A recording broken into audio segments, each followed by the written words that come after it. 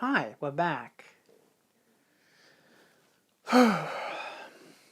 What have we watched this month? So we started off on the 1st with The Time Machine from 1960. Yeah, I don't know why I watched it either, except that my dad had gotten out his DVD copy and had watched it, and I was like, man, I haven't seen this since I was a child. So I watched it. It's alright. It's such a non-plotty film of just what if a guy had a time machine, and that's about it. You know, he just happens to see World War One and then World War Two, and then just the Cold War kills everyone, which is hilarious. So accurate for 1966, and then he cuts to like 10,000 years later, and there's kind of humans again, and then there's weird creature men who live under the ground. The hell were they called? Morlocks? Yeah, the Morlocks are great because they're only in the film for like 5 minutes, maybe 10.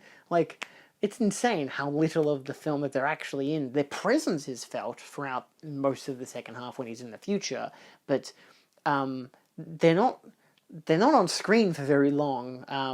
And then when they are, they die very easily because it turns out, yeah, fire is their weakness. Who'd have thought it? Cave people not liking fire?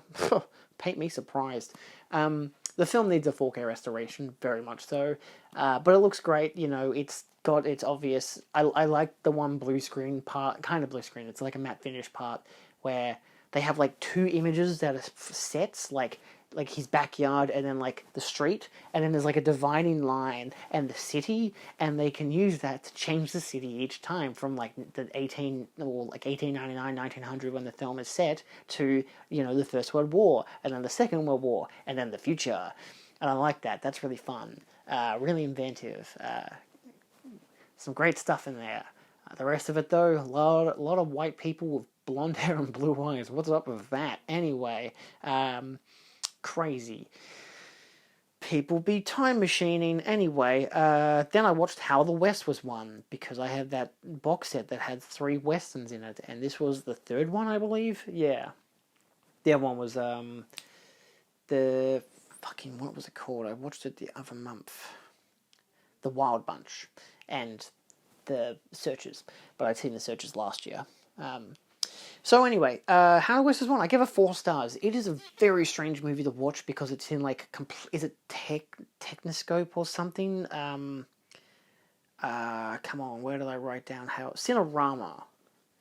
So it's just, if you know what Cinerama is, it's just like an insane aspect ratio where it's just a very thin rectangle and large black bars because it's meant to be shown on 3 gigantic screens in like 4x3.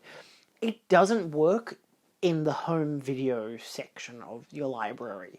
Watching it on a 65-inch TV was still not big enough. I had to move all the way to the front. Like, I could have just sat there, like, just with a chair, watching it for, like, the time, because it was also a really quiet audio mix, which was really annoying.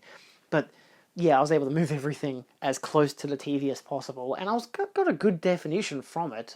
It's still quite a spectacle film. It's very much a spectacle film of just this family throughout 3 generations. And I think it's interesting. I thought it would have been a lot more well received, at least on Letterboxd of all places, and it isn't, probably because, you know, it demonizes certain people, it demonizes others, and I'm like, yeah, it chose America to be a piece of shit place. Who'd have thought it? Land of the people are assholes, and they just want to kill people and have land. That's about it. Yeah, I don't know. It was amusing, interesting that it's got 3 different directors, 3 different filming styles. James Stewart's in it, he's great. It looks really nice when you can see it. But yeah, it's a curious film. Very interestingly made, very technically limiting as well. You can't do close-ups on it, which they, you know, even John Ford was like, you can't do close-ups, this shit sucks. So, let's not do that again. Bad idea. Anyway, on the 2nd, I rewatched Evil Dead 2. I watched this for 2 reasons. Firstly, because Scott Spiegel, the co-writer of it, had passed away, and also because I haven't seen it since for like 2 years or something. I've seen this on now, I think, every format except for VHS and Laserdisc, which isn't saying much. It's just DVD, Blu-ray, and 4K. I watched my DVD copy, which is an old Anchor Bay DVD, because it has the full frame version, not the intended look of the film, but it is in full frame, so it's in 4x3, much like the original Evil Dead is in full frame. It's meant to be. The widescreen version is a stretched out image. It looks awful. Hate that. But I love how the 4K and even a Blu-ray version I have is that wider screen version, that the 4x3 version, open matte, because it's meant to be like that. I like the Evil Dead as open matte. It's great. Evil Dead 2 and open matte, not so good. But because I was 20 minutes in, I'm like, I don't like either of these audio mixes that I've been presented with. They're like, it's a Dolby Digital 5.1 and 2.0. Didn't like either of them. Wasn't getting the kick out of it that I wanted. So I went to the third audio track. Turns out, audio commentary with, lo and behold, Sam Raimi, Bruce Campbell, Scott Spiegel, and Greg Nicotero. So I figured, you know, fuck it, I'm going to skip back to the start of the movie and rewatch it with them talking. So I got 20 minutes in, went back to the start, then went with the audio commentary. So I hadn't listened to the commentary before. It was very fun, very insightful. It was just kind of nice too because Scott was on the track. So it wasn't just he co-wrote it. It's, hey, these are the parts that he wrote. These are the parts that changed from script to screen and whatever. I'm like, this is great. I like this. This is wonderful. On the third, I did another Scott Spiegel film. I watched Intruder from 1989. I gave it 3 stars. It wasn't very interesting. It has a good middle act when all the kills happen, you know, because it's set in a convenience store, a supermarket, late night supermarket, and they think there's a creep outside, and you think the creep outside is killing people. But I'm like, I don't think it's the creep outside who's killing people. I think it's someone else. I think that person's a red herring. And I was right. I didn't expect who it actually was. I thought it was going to be Bruce Campbell because he was listed in the credits, and he doesn't show up till the very end. And I'm like thinking, oh, it's probably Bruce Campbell who's going around killing people. It wasn't. It was someone else. I won't spoil it. Fun reveal. Fun character. But the film didn't feel developed enough in certain areas, like its commentary on just capitalism and consumerism and how people dedicate their lives to the most mundane, batshit boring job. It's interesting, but it has some great kills. To my knowledge, this was the unrated cut. This is from Umbrella. They had 2 different cuts on the disc, the unrated director's cut and the longer cut, which was, I'm trying to remember what it was called. It was like a pre-edited version, so it's like a VHS rip, but they actually had an extra special feature to show you those extra deleted scenes, to be like, oh, here are like the extended kills that are only in this original cut, that there is no proper HD version of. But no, I at least appreciated that they had a very graphic looking version of the film, because it is insanely graphic. It's good. Sam Raimi gets killed, and it's really fun. So, you know, that's good. On the 5th, I watched Flushed Away. I gave it 3 stars. I just watched the Blu-ray. I don't know, it looks nice in HD, but I don't know why I watched this. I wanted to, and just like, I'm going to watch Flushed Away. And then I'm like, why am I watching this? It's a childhood favorite, but it's one of those childhood favorites that hasn't... It's decent, but it's just so of the time that I'm just like, it doesn't really ring home as much. It was interesting watching it this time though, because the last time I watched it was maybe 4 or 5 years ago, and to see how much it's a film about friendship. You know, there's a whole scene in it where Roddy, the rat, they're all fucking rats. Or are they mice? They're kind of rats. Anyway, is saying goodnight to dummies, to toys, because he doesn't have any actual friends. But then when he does get to say goodnight to Rita, he keeps saying it because he realizes he has someone who will say goodnight back to him. And I'm like, oh, that's what this film's about. Friendship. Anyway, I then watched Inner Space, which I also had a Blu-ray of, which looks really nice. The Warner Archive Blu-ray looks really good.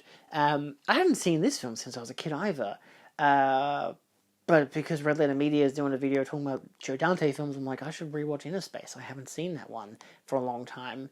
I'm glad I did rewatch it. It's quite fun. It's a Joe Dante film. It's fucking nuts. It can be really dramatic. It can be really romantic. It can be really fucking zany. Robert Picardo is fantastic in it. The whole cast are really fucking good. And, you know, of course, Meg Ryan looks fucking incredible. There's a Jack Quaid cameo in it that I think is insane. There's some amazing practical effects. It was such a defining film in my childhood of what the inside of a human body looks like, that I still picture that is what the inside of a stomach looks like. It's terrifying. Because I don't know if that's real or not. Because it's like, obviously it's fake in the movie, but like, because it's a practical effect. But it's just one of those things of like, is that based on reality? I don't know. And it's like, is it Rob Bottin?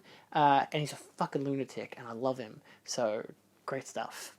On the 6th, I watched Blue Chips. I'd spent the weekend of the 6th and the 7th just doing the whole theatre room shelf and binge watching season 1 of The Golden Girls, because why not? And I'm like, look, I should watch at least one movie today. So I was like, well, look, they're out there watching one of the finals of the VFL, I don't want AFL, I should say, and I don't have any sport this weekend because it's, final season. So I'm going to watch I watched Blue Chips. I watched a fucking sports movie. It's a William Friedkin film. I gave it 3 stars. It's a interesting enough drama about sport. Like, I don't give much of a shit for sports movies, even though Challenges is one of my favourite films. Bizarre, I know.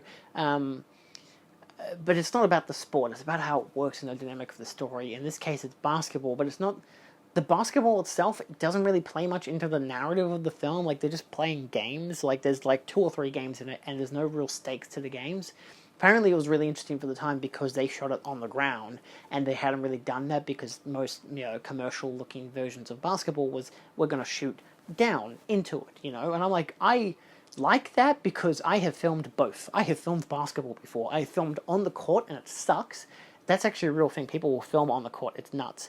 I've done that for women's basketball, and it's terrifying because you just don't know if the ball's going to land on you, and that's one of my biggest fears. What the fuck is up with that? The problem with playing football as a kid and having the ball smack you in the face. Not a great thing. I like filming from afar, all the way out the back. Much more interesting to me, and I much prefer that when I'm watching sport. I don't need to be on the field unless it's really interesting in how it's shown, aka challenges.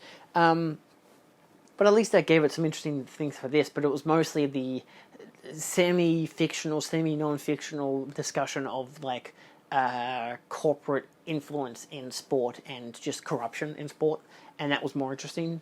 The drama, the story of that was much more interesting. I was like, this is great. The rest of it's just okay, but yeah, some people consider it one of the greatest sports films of all time. I'm like, yeah, sure, why not?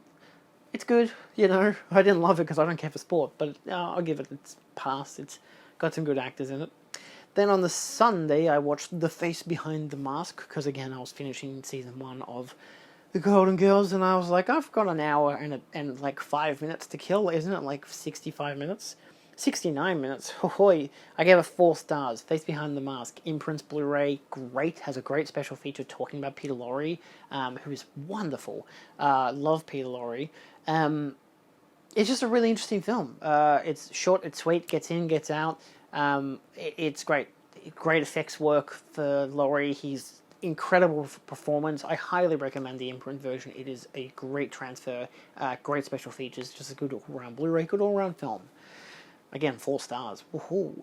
And then I double featured that with one of the worst films I've ever seen, Robot Monster from 1953, because I have a DVD copy of it. Why, you might not be asking, is because I have this box set up here called Invaders from Space, 20 Great Sci-Fi Movies that my grandparents gave to me a long time ago.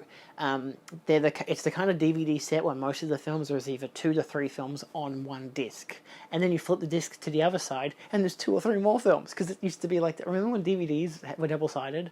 How fucking nuts is that? Yeah, it's a really poor, low-quality, shitty version, insanely pixelated. There's a lot of strobe lighting in it, and just every time there's strobe lighting, you can see every little pixel. It looks awful. But the film isn't a great-looking film anyway. It's really bad. It's the classic, let's put a man in a gorilla suit and put a helmet on him, and now he's a monster. An alien from outer space called Roman? Yeah, Roman. R-O-M-A-N. Roman. The fact that the whole hour-long narrative, it is basically an hour long, is all a dream sequence is hilarious to me. 66 minutes long. So I said, don't you just hate it when you're making out with your new wife after all of humanity has died, and a guy in a gorilla costume shows up and steals your girl? Also, you happen to be shirtless. Also, you're in a quarry. Also, all of this happens to be some prepubescent boy's dream. Yeah, I hate it too, but it's relatable, It's awful. I cannot believe I have that DVD set. There are so many bad movies on it. It's got like Plant 9 from Outer Space. It's got Day of the Truffautes, which I do remember being good, but I haven't seen that in 20 odd years, so yeesh. A lot of shitty movies. Santa Claus Conquers the Martians. He's in blackface. Bad idea. It does have Warning from Space, which is interesting because I have an Arrow Blu-ray of that, which I have yet to watch. So that could be fun, but I'm not going to watch the DVD copy, that much is for sure, because it's going to be like an American dub, because it's a Japanese film. So I watched Scott Pilgrim at the Astor. It was wonderful. Gave it 5 stars. Watched it with my partner. It had a great experience. I did a whole video talking about that and Blade Runner 2049 in IMAX, so go check that out. That video should be out by now. If not, I'll have a video talking about my experience going to the IMAX for Blade Runner and seeing Scott Pilgrim in cinema. I don't know. Why not? On the 10th, I double featured Black Sheep from 2006, the 4K UHD from Umbrella, which looked quite nice, but I wouldn't say it's the best looking 4K I've ever seen. Really fun eco-horror. I forgot it was just an eco-horror film. It's great, enjoyable, schlocky, great gore, great animatronic effects, all kinds of shit like that. It's wetter, it's New Zealand, it's funny, it's good, enjoyable fun. Then I watched The Big Boss, which I watched on the Criterion set. I have that Greatest Hits Bruce Lee thing, which are all 4K restorations, bar one film, which I had a 4K separately of, which I'll talk about later. I enjoyed it. I gave it 3.5 stars. I was like, wow, this is like the second Bruce Lee film I've ever seen, because the only one I'd seen is Enter the Dragon. And this was different to what I expected. I'm very accustomed to the Jackie Chan films when it comes to Hong Kong cinema. But this one's definitely very fun, different take, much more grungy, dirty approach, just in terms of just thematically. How our protagonist, Bruce Lee's character, isn't the best guy, but he just happens to be really skilled as a fighter. Then I watched Fist of Fury on the 11th, which I gave 4 stars, which I definitely much preferred its narrative and its action style. The choreography was much better. The way it's shot and edited is much better. There's a lot of fight scenes in it where it's just Bruce Lee against a bunch of people, which I guess is enough of a wow factor for people, but I don't care as much to see one person take down 20 people in one go. It doesn't interest me as much. The one-on-one fights can usually be the showstoppers, and this one has a great one-on-one fight, which was just really fun to watch. So, good stuff. On the 12th, I watched Baby Driver. I gave it 4.5 stars. It inspired me to buy the 4K, which I plan to watch probably in October. I don't know. I just wanted to get that with the HDR10 and with the Dolby Atmos, because the 5.1 mix is good, and I really liked it, but apparently the Atmos is better, and I didn't mind the Blu-ray look, but apparently the HDR10 is just a bit better. So, yeah. Then I watched 3 Godfathers, which I borrowed my nan's DVD, my grandmother, she had the DVD, she loves John Wayne, because I knew I was seeing her the next day, or 2 days later, because the 14th was my dad's birthday, so I was like, alright, cool, I'll watch 3 Godfathers, because then I can give the DVD to Nan, so then I don't have to worry about it, because I won't see her again until probably Christmas. So, yeah, I gave it 3 stars, it was alright. It wasn't the most interesting story. I know it's I feel like it's quite an iconic film in its own right. I think to some degree I was more hyped on it because a friend of mine really liked it. Considered it a really good Christmas film, and it technically is a Christmas film. It's that whole 3 wise men narrative, but apparently it's a remake of a remake of a remake of a remake, and I've already seen the narrative before in the form of 3 Godfathers, Tokyo Godfathers, which is the Satoshi Kon film, which is my least favorite Satoshi Kon film, because again, I don't care for the narrative of the characters, but visually, good stuff. On the 13th, I watched Last Night in Soho, which I gave it 3.5 stars. It's definitely my least favorite of Edgar Wright's films. I'm always impressed by the technical qualities of his films, the style of his films, but the substance here doesn't really edge for me. I don't care for the characters. This is the second time I've watched it. Even the first time I watched it, I'm like, this is just a boring version of a giallo. And I've watched boring giallos before. And now, watching this again, I'm like, it kind of doesn't really feel like a giallo anymore. It just is, I don't even know what the hell this is. Some weird, it's not even a supernatural, it's just a it's kind of supernatural. I don't know, but still, it's not really a giallo anymore. It almost feels like more like Phenomena, like that kind of Argento film, where it still kind of got the giallo-ish vibe and the potentially a mystery killer or whatever, but for the most part, it's just a bunch of weird shit happening. And sure, alright, whatever. I'm keen for The Running Man, but that's just because I like the original, so I should probably read the book, which I'm not going to do, so let's move on. On the 13th and 14th, I did a triple feature with my partner, who had never seen any of these three films. Back to the Future, which I gave 5 stars, Back to the Future Part 2, which I gave 4 stars, and Back to the Future Part 3, which I gave 4.5 stars. I actually fell asleep during Part 2, which is unusual, but I've seen it so many times I didn't mind. I fell asleep in the part where Marty had gone back to the 50s to stop Biff. So, like, all that stuff that's, like, really visually impressive, I completely slept through. And I woke up just at the tail end where there was, like, 10 more minutes left of the movie. And at one stage I was like, what did you think of the part where he used the hoverboard in the tunnel? That was it. That was, like, the only part I thought was worth talking about. But she really liked them. She's on the same wavelengths as me. The first one's the best. The third one's the second best. The second one is the third best. The second one is definitely very technically impressive, but doesn't captivate as much for its story. Whereas the first one is amazing, 10 out of 10 film, and the third one, I like how it focuses on Doc's character. Different approach that way. It's just good stuff. The Western aesthetic, it all works. It's just such a beautiful trilogy of films. Watched them all on 4K. Hell of a time. On the 15th, I watched The Way of the Dragon, which I gave 3 stars. It was pretty boring. This is the one that's like written, directed, and choreographed by Bruce Lee. It was the only film of his that he got to direct. And I can't say he's a good storyteller. He's good with his storytelling in the action, but he's like the Christopher McQuarrie Mission Impossible films, where they will invent the set pieces and write the story around it. That's exactly what happened for a later film, Game of Death.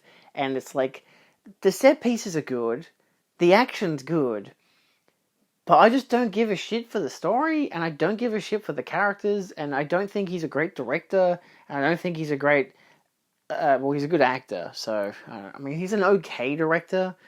I know this one does end with the Colosseum fight, which was okay. It was like, yeah, alright, I get it, but yeah, it's one of those films that I feel like if Lee was still around and was able to, like, develop his mentality into, like, how he's, the Criterion set talks about it really nicely. Each film has a great amount of special features, but they all have one guy talking about the films and the reception and whatever, but also the fact that Lee's like spiritual way and the way that he wants his action to tell a story, like what his philosophies are through these films, which he was aiming for Game of Death. And I feel like if Game of Death especially was actually finished and to his vision, and he was able to develop that vision further on, I feel like Way of the Dragon would be a good reflection on that, to see like, oh, I can see what he was talking about in Way of the Dragon now because it was fleshed out better over here. But unfortunately, it doesn't really have that angle for me. Maybe with a good commentary track to break it down properly, but for the most part, I thought it was pretty dull. It is what it is. However, on the 16th, I watched Enter the Dragon. This one I didn't watch on the Criterion set, because the Criterion set, despite having both cuts, are 2K restorations, whereas I have the 4K restoration, the UHD, which I had never seen. I grew up with the DVD, which I'm pretty sure was the theatrical cut. My dad claims it was a special edition, but I'm like, I don't think so, because the DVD says like 98 minutes and the special edition is like 105.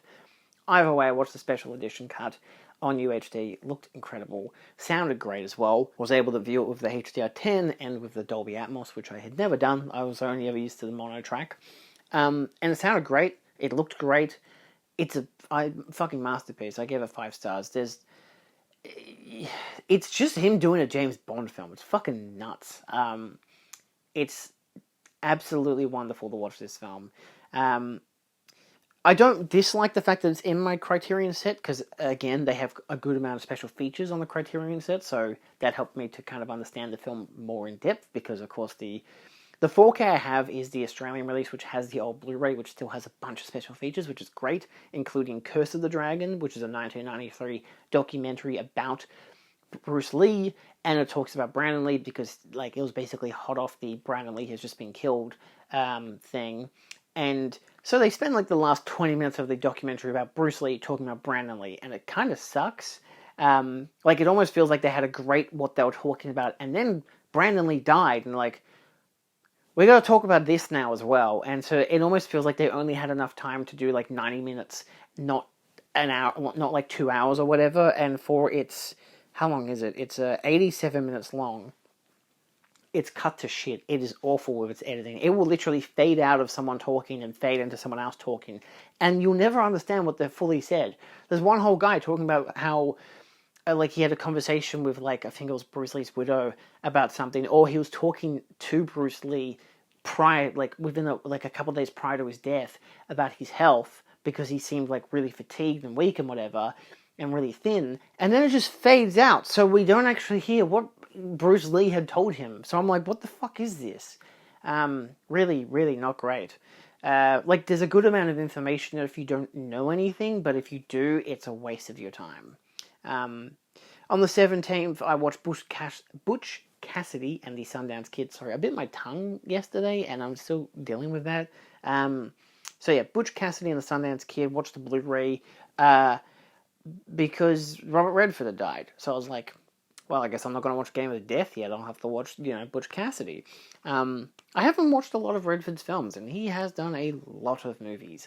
But this was great. I gave it 4 stars. It is very different of a narrative. I'm used to having seen so many westerns over the past year and a bit where it's just like, this is a completely different type of western than all the rest of those. I really liked its editing style, the way it goes for, like, montages as well. Just has fun with itself. Like, it doesn't take itself too seriously. It has a lot of playful moments. The characters are really fun. It's a great trio film, not just the duo. The female lead in it is also really good, because it's Paul Newman as well. But it's Catherine Ross, and she's really good in the film as well. But yeah, so, fun. Good stuff. On the 18th, I actually did a triple feature here, but I couldn't log one of them, which is the Game of Death Redux, because unfortunately it's not on Letterboxd anymore. It used to be.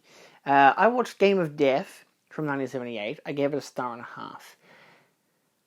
It's really bad. Because it's, like, really disrespectful as well. Like, there's so much to talk about with this film. I gave it a 1.5 stars. The fact that the film was about the actor playing Bruce Lee in the Bruce Lee film, so they can use footage of the Bruce Lee films. So you'll see the Colosseum fight from Way of the Dragon, and then it'll be like, oh, look, he's not going off set now, and it's Bruce Lee, but it's not actually Bruce Lee, but we're going to make it seem like it's Bruce Lee, but it isn't Bruce Lee. And then the whole mirror shot, that's just an image of his face superimposed onto the other actor, ridiculous. It's the only time they do it in the whole film, and I'm like, why did you even bother to do this to begin with? His character dies. He's killed off. He gets shot during what was another film that they'd also filmed, which was, I think it was The Big Boss. No, it was Fist of Fury. The end of Fist of Fury they reshoot in this movie. And they use that as a way to get him shot in the face so they can give him plastic surgery. But the plastic surgery just makes him still look like Bruce Lee. Perfect setup for why you shouldn't do that. Like, Lee was dead by this stage, had been dead for a while.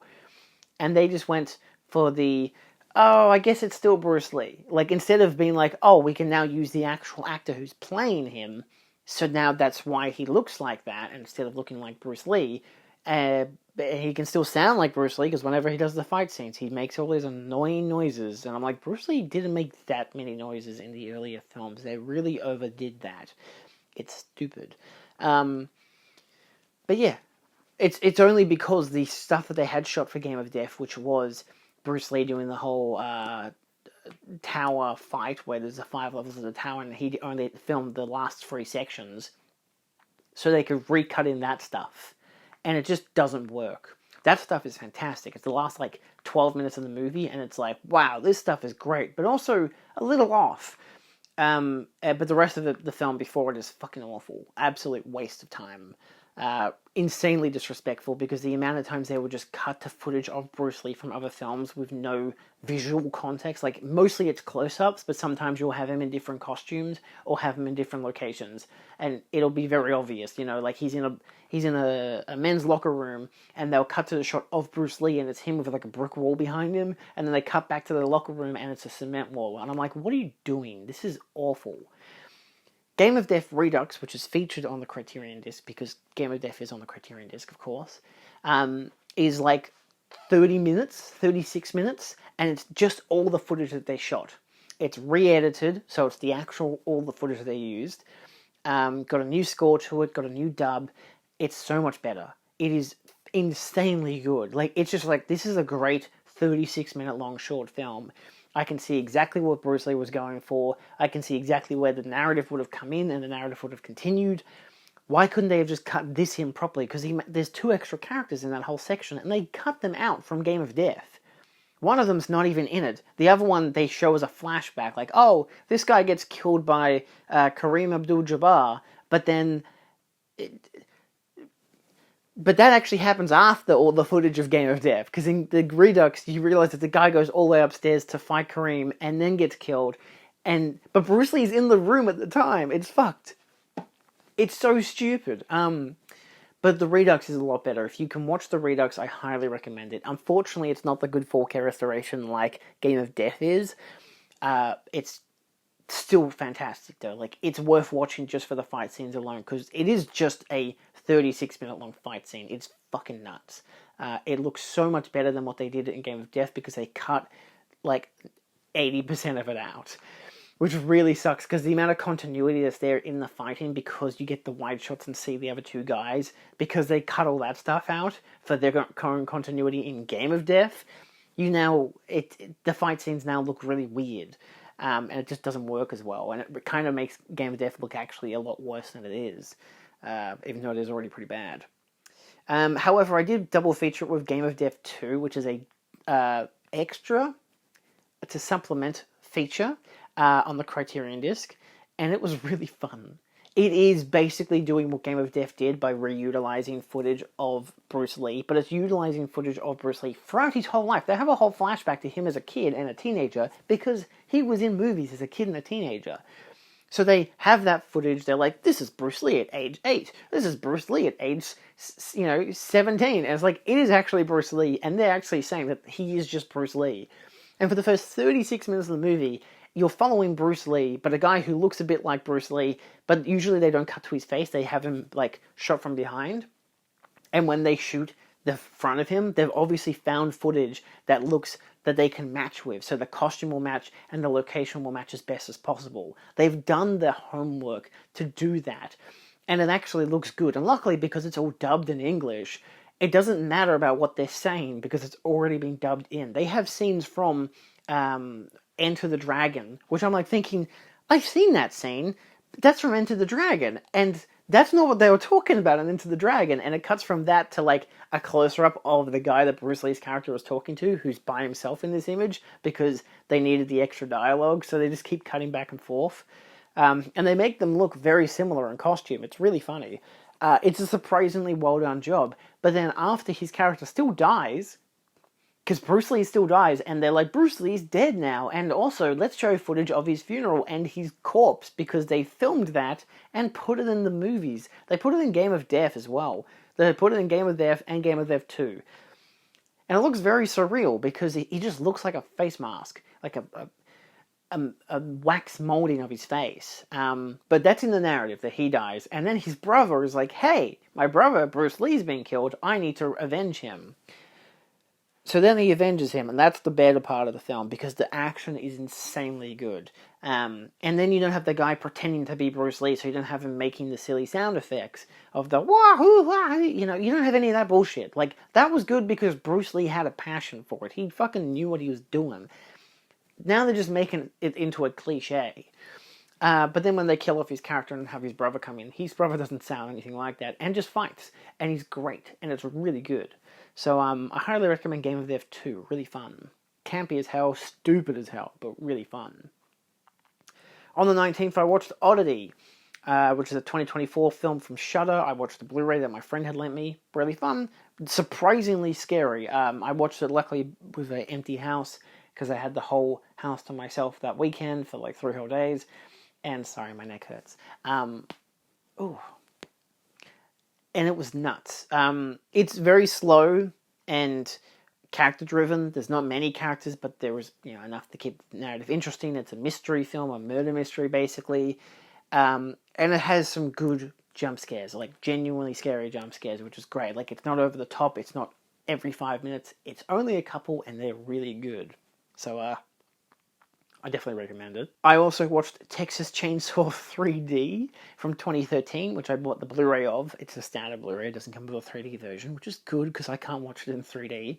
Even though there's very obviously only a few times where they actually have 3D parts where they're like, oh, he throws a chainsaw at Scott Eastwood, and it goes right at the camera. Whoa! It's stupid. I gave the film 3 stars. It's an interesting sequel idea. I don't love the opening because the opening is a remake of the end of the first film. Like, it's a direct sequel, and they're basically like, what if we had 20 extra people there because the whole family gathered, but there's no context for it. They're just there. It's just assumed that people will think, oh, here are all the other family members who just lived in the neighboring area, but they don't stipulate that. So I'm just like, where are all these people coming from? What's going on here? Like, they're doing a complete remake with all the characters there, including the guy who plays the grandpa.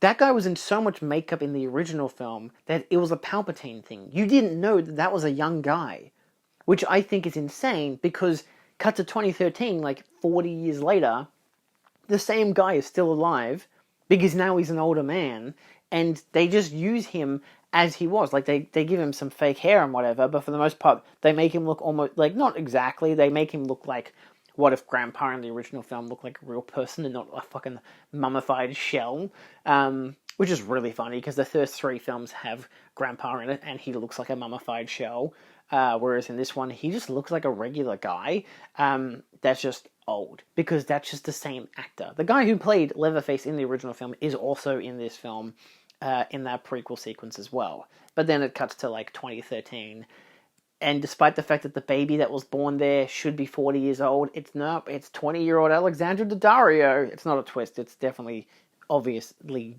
set up in the film. But I'm like, this isn't the 90s. This is 2012. The film is set in 2012, so this is almost 40 years later, and she's 20? What the fuck? So, outside of that really dumb, glaringly obvious continuity problem, the rest of the film's fine. It definitely sets up what could have been an interesting sequel idea of just Leatherface getting revenge against all the people who killed his family, which is what this film should have been, but they clearly need to be oh, we need a new audience, but we also need to homage to the original, so we're going to have the teen group go to Texas, and it turns out that she's the cousin of Leatherface, and that kind of stuff. If they had had a sequel, I think people would look more positively on this film. I still think it's quite fun. It has some great effects. It's got some great sequences to it. But yeah, definitely the second half I think is stronger than the first, because once they kill off all the fucking dumbass teen characters who are probably all 20-year-olds anyway, and they actually do the story, it's just, okay, there's no conclusion though, because they never made a sequel. They made a prequel set before both this and the original film, and which I think is just called Leatherface, and then the Leatherface bombed insanely badly, and so they just rebooted it and gave it to Netflix for the other legacy sequel, which I still like, which is probably my favorite of the sequels, weirdly, so far. On the 20th, I watched Dream. I did 4 films on the 20th, technically 5, but logged 4. I watched Dream Home from 2010, which is a interesting Hong Kong slasher film. Definitely worth watching if you're interested in political and societal satire, specifically about property development. It's got a great story, flashback in the main character's life and what led her to this point while she's basically going throughout an apartment complex killing people. It's insanely gory, very fun, definitely worth watching. So that's from 2010, Dream Home. Then you have The Passion of Joan of Arc from 1928, which I gave 4.5 stars. Watched the Criterion, I've had it for years, finally watched it. Watched it in 20 frames with the score, and it is a very good film, very beautiful, very sad, obviously, insanely a lot of close-ups. Never seen so many close-ups in a movie in my entire life. Very well acted, very good, just good stuff overall.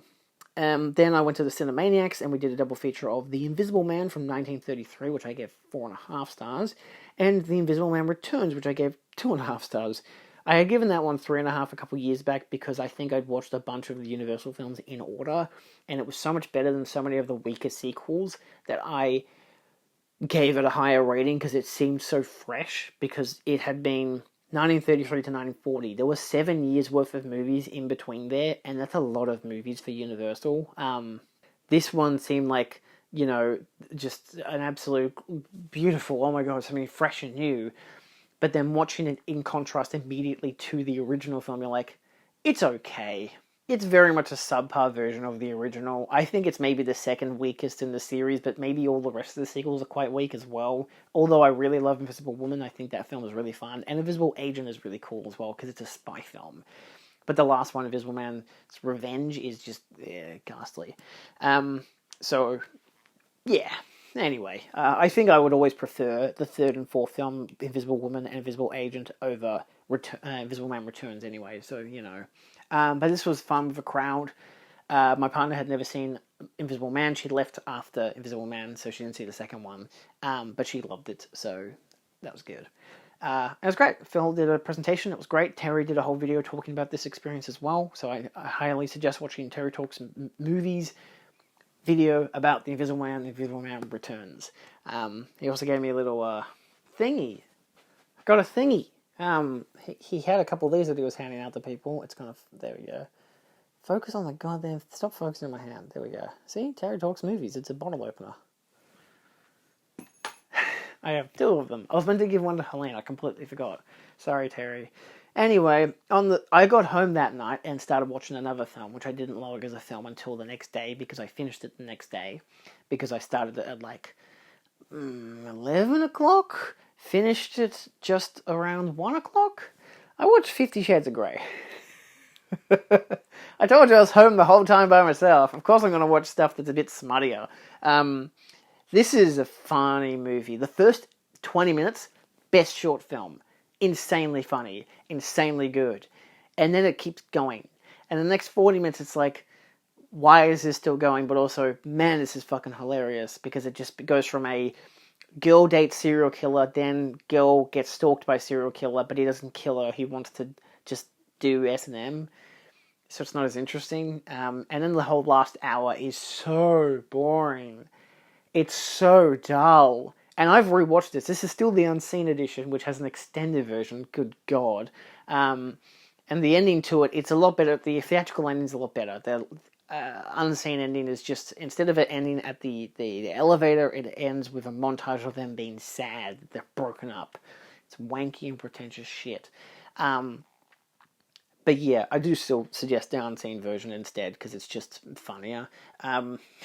I guess it's also a bit hornier. It's got more sex scenes. It doesn't really matter. There's a lot more explicitness to it, but it's still softcore as shit. Once you've seen anything European, you're like, this is fucking nothing. So I gave it 2 stars. I definitely dropped it down from my original 2.5 stars. Mostly because there's like a good 40-minute window from the hour mark through to like the hour 40, hour 50, where it's just so boring.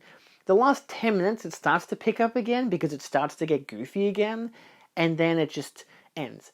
So it's like the first hour was so horny that when they started having sex, it got boring. And then they say, we're not going to have sex anymore. And I'm like, oh, it's getting interesting again. It's getting saucy again. And then it ends. And I'm like, no. Well, I'm not watching the sequels again. Those movies suck, and I don't have those. I have the Blu-ray of the first one. It's not mine, it's my mother's, but still, it's funny. On the 21st, this is all on the 21st now, because I went to bed, then I woke up, I watched Jawbreaker, which I got from Caitlin. She lent me her DVD. Really fun, pre-Mean Girls teen click film. But better, because it's got the Heathers approach of, hey, what if murder And that's fun. So while not being my favourite of the teen films, Heathers would definitely be very much on the top there. It's really fun. I would definitely love to watch it again. The characters are really fun. The costuming, the music, it's all so 90s, because this is 1990 fucking 9.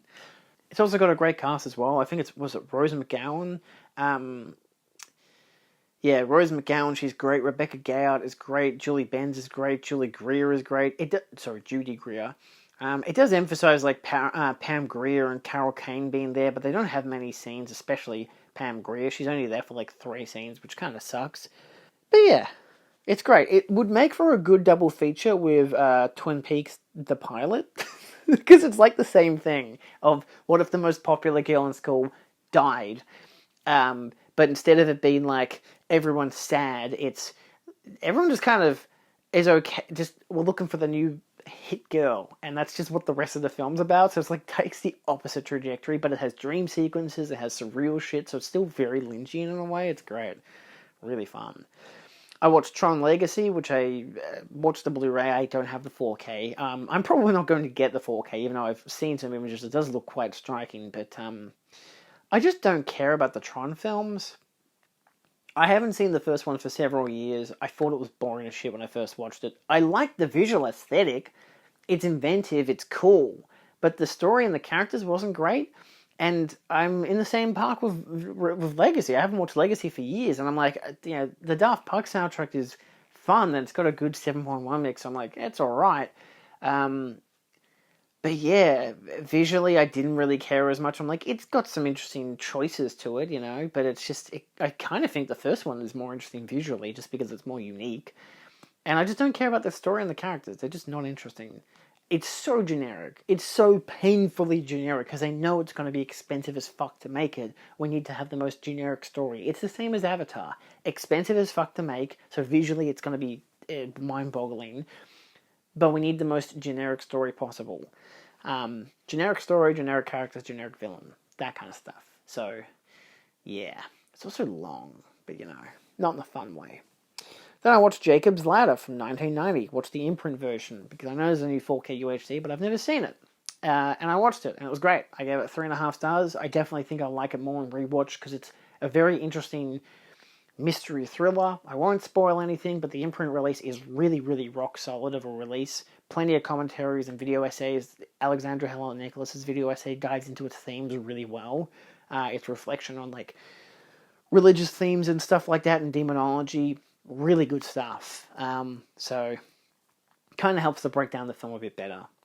Then I watched Constantine because I was already going to watch the UHD, which I gave 4 stars. Still, I love this film. I like it more and more in rewatch. It's just so much more fun every time. And the 4K looks definitely better than the Blu-ray, but I don't think I ever watched the Blu-ray. I think I've only ever seen it like on Foxtel or whatever, and then I streamed it on Stan one time. And then I've gone from having 2 Blu-rays because I got a Blu-ray that I got for $10, which I never watched. And then I got a Blu-ray in a raffle, and I gave that to a friend because I'm like, I've already got the Blu-ray. And then I bought the 4K, but I got it as a freebie because I had that $300, like $200 voucher or whatever. And this was part of that bundle. So I was like, I'm going to watch it because it's the last night before people get home. So I want it to be nighttime so I can appreciate the HDR grading and the whole surround sound setup. And it was good. Visually nice, audio good 4K, got a good amount of special features. It's just a fucking hell of a film. But also because it just happens to be that like that and Jacob's Ladder had like similar themes and similar uses of like demonology and stuff, except that Constantine's a lot more explicit on the whole demon stuff because he fights demons. It's kind of there in the picture. Anyway. And then I ended the night with Tokyo Decadence from 1992, which was the Blu-ray from Unearthed Films. I give it 3 stars. It's definitely interesting. It's heavy onto the BDSM stuff, so if you're not really into S&M or BDSM or any submissive, dominant kind of sex stuff, then I wouldn't recommend it. It has some gratuitous elements to it especially, which for me doesn't really connect. Like, I don't really care. It's like watching... I got a friend who's ace, and she reads a lot of smut. She doesn't care for the sex. She wants the story. So I'm there for the story, and because it's a Japanese film, it's a lot more artistic. And for that matter, I thought it was really good, and the second half was definitely kind of stronger because it was more kind of fluid with its story, whereas the first half was just more about just the weird adventures of this sex worker dealing with different customers and all their different fetishes and stuff. It has an amusing element because of that, but it's mostly like not really a fun, or I wouldn't say horny either. Like, maybe if you get your rocks off to it, you get your rocks off. You know, it's not me to judge. I didn't get my rocks off the fucking 50 Shades, if that helps. I didn't give a shit for any of the sex scenes in that movie. They fucking suck. So yeah. I wasn't watching it for that though. I wanted to see it because I'm like, this movie is funny, right? I remember it being funny, and it's funny. But Tokyo Decadence is good. I would recommend it. On the 22nd, I watched Blade Runner 2049 in IMAX. I had a whole video talking about it. It's my favourite film. I gave it 5 stars. Visually, woof, great. Audio was great, except for the parts where it was so quiet I could hear the projector above me, which was not great. But yeah, would recommend. Solid film. On the 23rd, I started Hooptober. I know, God, this isn't good for my health. I watched Nightmare City. This is from Arrow Films. This is the 2K restoration, which does have a lot of technical issues because the footage was quite degraded. But I enjoyed it. I gave it 3 stars. It's an enjoyable, Italian zombie film. Like zombies invade a city, that kind of deal. It's definitely a bit lower for its budget. Like, they could have even put the budget into, expression on the fact that it's a big city getting ambushed by, a plague of zombies that are not just zombies, but also use weapons, and also they act like regular people. Which is a very unique take. But I think they probably should have put more money into the gore, because every time someone gets stabbed, because they have a lot of stabbing stuff in this movie, it just looks like someone's just stabbing them with a fake knife, and it just doesn't look good. Not a lot of convincing elements, except for one really good money shot where they completely butcher a person. Good stuff there. But there's a hospital sequence which is great. The ending is really fun. Yeah. It's enjoyable. I was I think maybe a bit more hyped for it, because I think I'd heard recently that it was like a really fun, different kind of zombie film. But every time I hear that kind of stuff, I end up watching it being like, it's just the same Italian zombie schlock. And unless it's like Lucio Fulci or like, Mario Bava or someone, most of the time, I'm not going to get much of a brand new, really interesting experience. Very, very rarely, but sometimes I do. But, some people can just do the gore really well and have a good mood, or can have a good story but lack in the gore department. So, yeah. So then I watched The Ghost Breakers from 1940. This is the Kino Lorber Blu-ray, my second Hooptober. I gave it 3.5 stars. It's fun. I had never seen a Bob Hope film, and apparently it's like the same cast, him and the lead actor, I can't remember her name, but her surname's Goddard.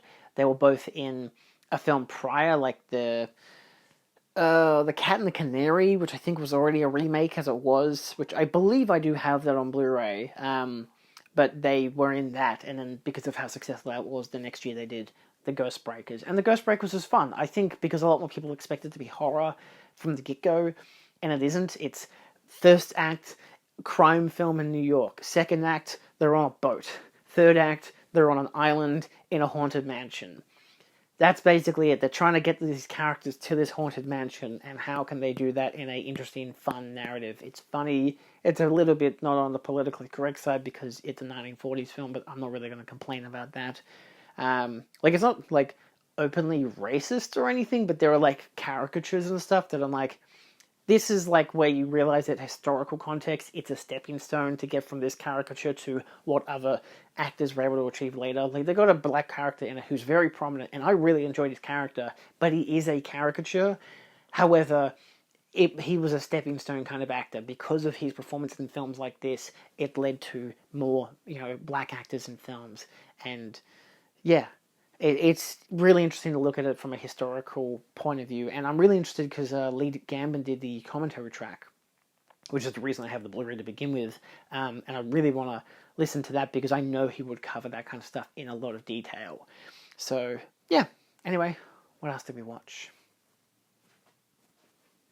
On the 25th, I watched Tombs of the Blind Dead. This was, again, part of my Hooptober. I'm not really going to mention which was a Hooptober from now on because we've got all of October to do with that. This is part of the Blind Dead series from Blue Underground did a DVD and Blu-ray release. At least I think they did a Blu-ray release. I know they did a DVD because that's the version I have. I don't own it. My mate John lent me the 4-set series, so I watched all 4 of them. I thought it was alright. I gave it 3 stars. It's very slow and quiet, and it's the kind of thing that you want to watch when you're wide awake and there's no one around for at least an hour and a half, because it's very quiet and it's very slow. The effects are pretty good. The zombies look great. They're Templars. It's the most iconic thing about the series is the Templars and kind of the mood and the score. Good score. But yeah. It was alright. I don't think I'd watch it again, but I was sure, why not, you know? On the 26th, I did a triple feature because we had the long weekend, so I had the day to watch a bunch of movies. I watched VIY, from 1967, again, part of October. I initially started watching it on YouTube. It was, there was like a 4K restoration to some degree on YouTube. And I got half an hour into that, and then I kind of realized, don't I have this film? And I looked it up on my Movies app, and it turns out it's part of the All the Hornsby Hours set. So I ended up turning off YouTube, putting it on my disc. It did look a bit better on the disc because of, no compression. And it also came with an extra, 30-odd minute long interview with a guy talking about the Soviet Union horror and sci-fi films from, the early 1900s through to basically to the end of the Soviet Union. Really interesting, and V was incredible. I gave it, 4 stars? It's one of those films where a lot of people nowadays would say, the nights where he's in the church are the most interesting because it's visually insane. The woman who's a witch who comes back to life each night, it's like Five Nights at Freddy's, but better, is just visually inventive, and it's very cool. The final 15 minutes of the film are absolutely nuts, but I think the rest of the film is still very worthwhile watching just because it gives you a lot of context behind the character and understanding why he's there and why he's behaving the way he is, the townsfolk and everything. And there's a lot of great visual stuff outside of that. Some of it's on sets, some of it's on location, some of it is a set that just goes around in a circle, which is really cool. There's a lot of fun shit in it. It's great. So I then watched Miss 45 on the Criterion channel because I realized my subscription was going to come back on the 16th when I'm in Japan. So I'm like, shit, I need to do that quickly. So I figured I'd jump into that early so I'd get the more days of watching it between now and when I go rather than when I get back. I have 8 or a couple days rather than having 20 odd days, so I just figured it'd be better to start it now. So I watched Miss 45, which is the Abel Ferreira film from 1981. Gave it 4 stars. Really interesting, really good. There's a new 4K from Arrow coming out, which I definitely want to pick up, mostly because Alexander Helen Nicholas contributed to it, but also because it was a 720p version that was on the Criterion channel, which is interesting. It still looked pretty good, but there's a lot of that 1980s New York grittiness that really works in it. Great violence, great commentary, great cast. My only criticism would be the fact that there's a great song that they play during a Halloween party at the end of the film, but they've got a live band there, and the film is trying to imply that the live band is playing the same music, and sure, there's percussion and there's guitar, but that trumpet player is not playing this song because that is clearly what you hear is a saxophone, and I'm looking at a trumpet player, and I'm like, that's not how that works.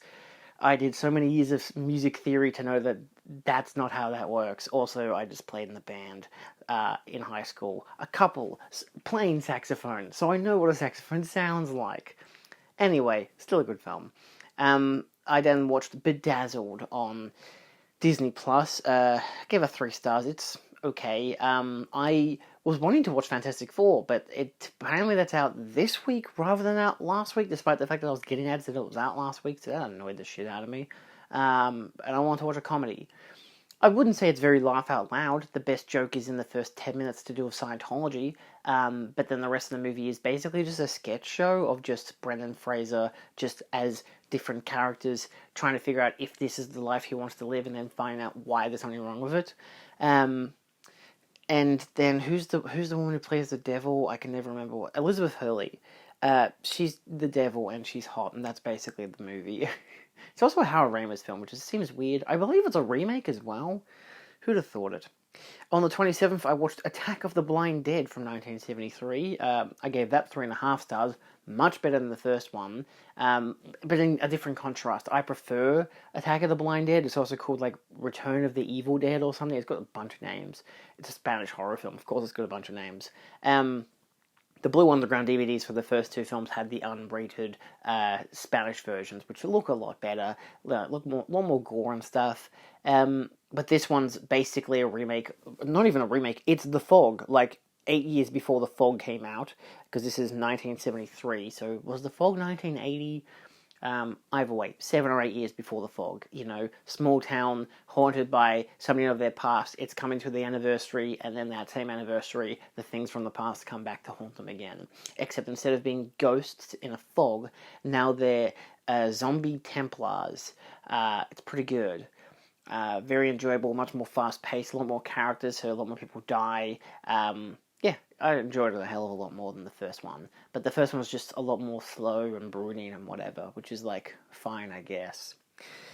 But then I followed that up with The House That Screamed from 1969. I will not spoil the ending. Terrific ending. The Arrow Video Blu-ray I borrowed from my friends, Phil and Caitlin. I stopped by their place after buying a new camera, and it was great. It's really compelling. I kind of feel like I should give it 4.5 stars. I was kind of in that mood.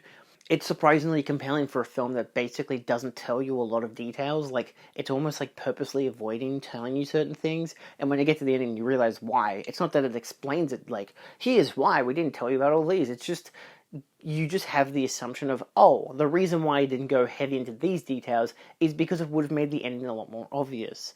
But it's really good. Great production design, great score, great blood and gore effects, good cast. It's a surprisingly good dub for the English version, because there is no Spanish version. The Spanish version, because it is a Spanish film, there's only excerpts available on the Arrow Video Blu-ray. I don't think there's a surviving version of it. But nevertheless, it's a really good English dub. So yeah. On the 28th, I watched The Ghost Galleon, part of, again, the Blind Dead series. There's 4 of them, the tetralogy. This one, for me, is probably the weakest, because I followed it the next day with Night of the Seagulls from 1975.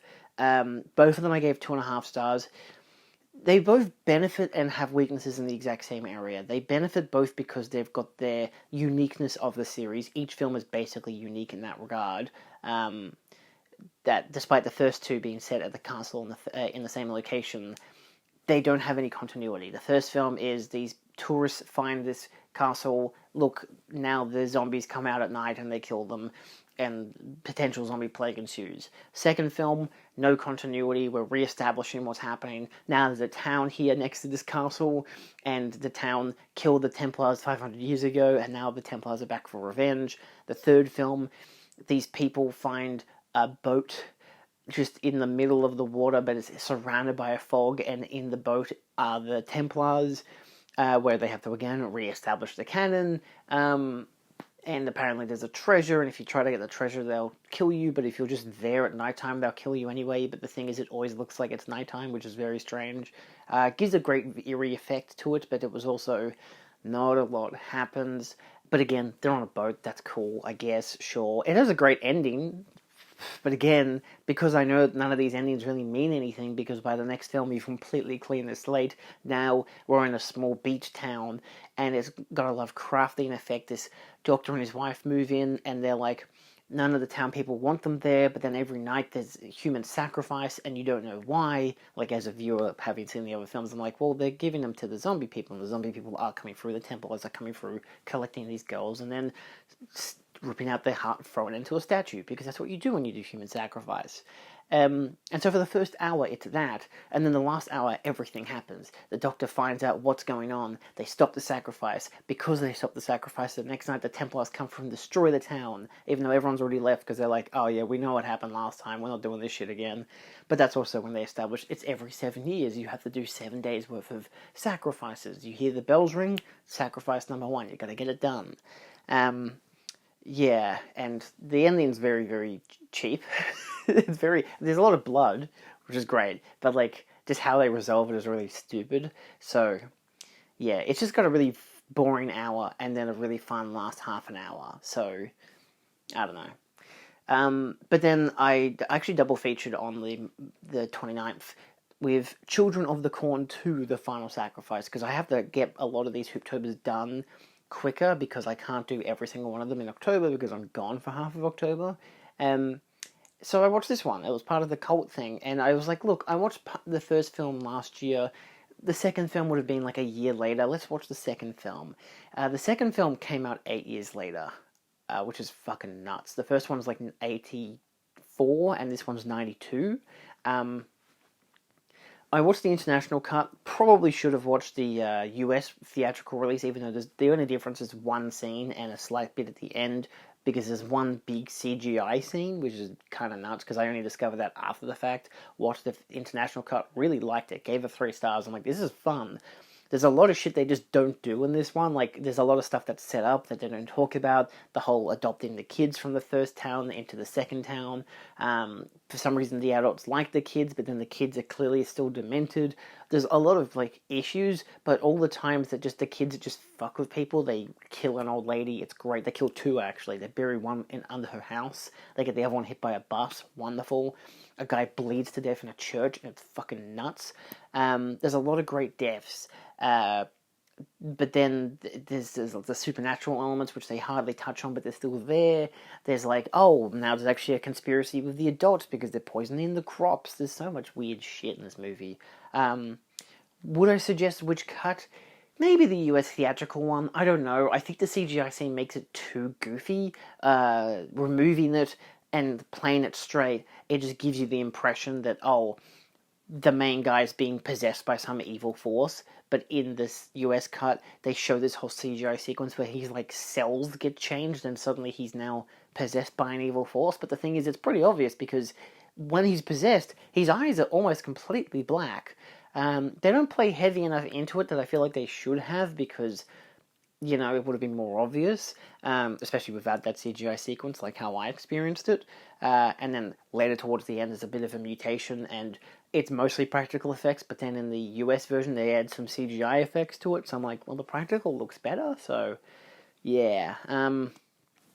Still, I enjoyed it. I think it's a really fun film. It's not a good film, but I think it's a fun film. I guess it's under the camp of so bad it's good, and for that reason, I really enjoyed it. I thought it was great. The horror vibe is great. The kids are great. The adults are great. It's good shit. And it's got a very generic like main characters, which is perfectly fine for like how crazy this world is. So, what else did we watch? I forgot to mention Alien Earth, so I'm gonna have to add this in with different audio. Apologies. I did watch all of it. I finished season 1, the immaculately short season 1. Even the last episode was really short, which is bizarre. I like the season. I know a lot of people don't. I'm still like happy that it exists, but not happy with how it ended. I don't think most people I know were happy with its ending. Yeah, it's a hell of a show. I do hope it gets greenlit for a second season, because it's kind of like, why would you make the first season end that way if you're not going to do a second season? But I can see how like the story arcs and everything kind of got to where it got to, and it kind of has that satisfying ending, at least for me. But it definitely felt like a second last episode, or they could have maybe done 10 episodes and wrapped up the whole story for the season, and then giving you a, hey, we could continue if we want to, but this is how it is so far, like an anthology. Each season is set in a different place with maybe the same characters. Fargo-esque. I mean, come on. It's the same guy who did Fargo. So, yeah. I agree, Snoopy. Look, we'll see how it goes, and see if another season comes out in 2036. To close this off, which I think I fixed my colours on the camera now. Sorry, I got a new camera. I had to adjust according to my previous camera's settings, so hopefully this looks a bit more colourful. We finished the month off with 5 from 1951. This is the imprint release, a new a nice 2K restoration. This is your typical Last Man on Earth kind of post-apocalyptic nuclear film. It's, set in the 50s. It's a few years after Hiroshima, at the end of World War II kind of deal. Hot off the heels of nuclear apocalypse.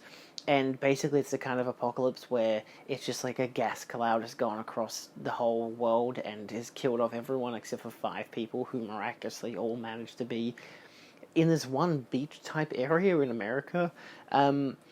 It's interesting that our lead character, Roseanne, is the only female of the group. She's also 7 months pregnant. Potentially, she says she's several months pregnant anyway. And then you get a couple other characters. People die. Some people don't. There's some biblical references.